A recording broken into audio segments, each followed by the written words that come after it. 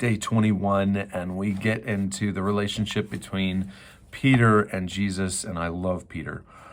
So many people feel like they can relate to Peter's mouthing off and interrupting Jesus and so many different times, showing that he's not really thinking about things, just asking and seeking and desiring. And that's, I think, what people can relate to. And so it's ironic that Jesus calls him Peter, the rock, when Peter was not the most stable of characters during times. And the author references different parts of this story when Peter is interrupting or when God is interrupting Peter, and going on to say that if you've been following Peter throughout this journey, you will note that Peter ends up being interrupted by Jesus, by the Father, and even the Holy Spirit. All three members of the Trinity. The Holy Spirit's referencing when Peter is supposed to go to the new believer Cornelius in the book of Acts. And this is, he says, quite an embarrassing feat for the rock. So Peter, being one of the closest companions, he stands out.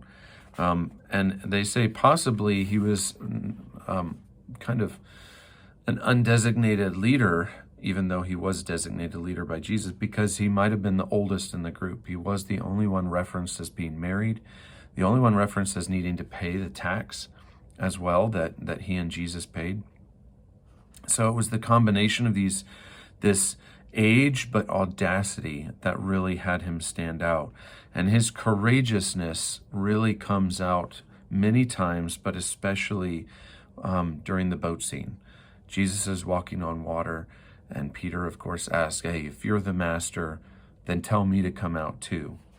And the author says he was teaching one time about this passage and other stories between Peter and Jesus, and the person that he's speaking to says, "So are you saying that when Peter gets out of the boat, steps onto the water, he has not yet fully realized that Jesus is God?"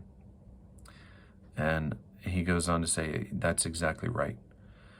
Peter didn't see Jesus walking on the water as, oh, there's God walking on the water. He can definitely make me walk on the water.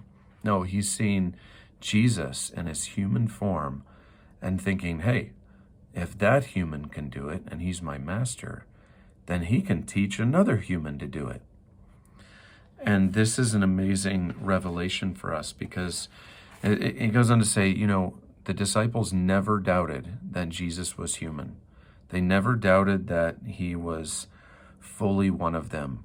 It took them a long time for them to actually believe that Jesus was God. And of course, walking on water was one of those turning points for sure, that this isn't just a man maybe.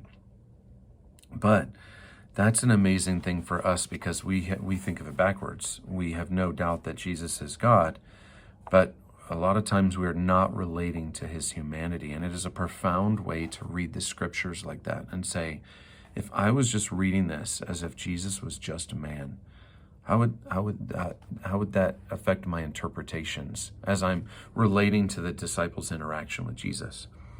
And then by the end, following that journey until the revelation comes, oh, Jesus is human, but Jesus is God as well.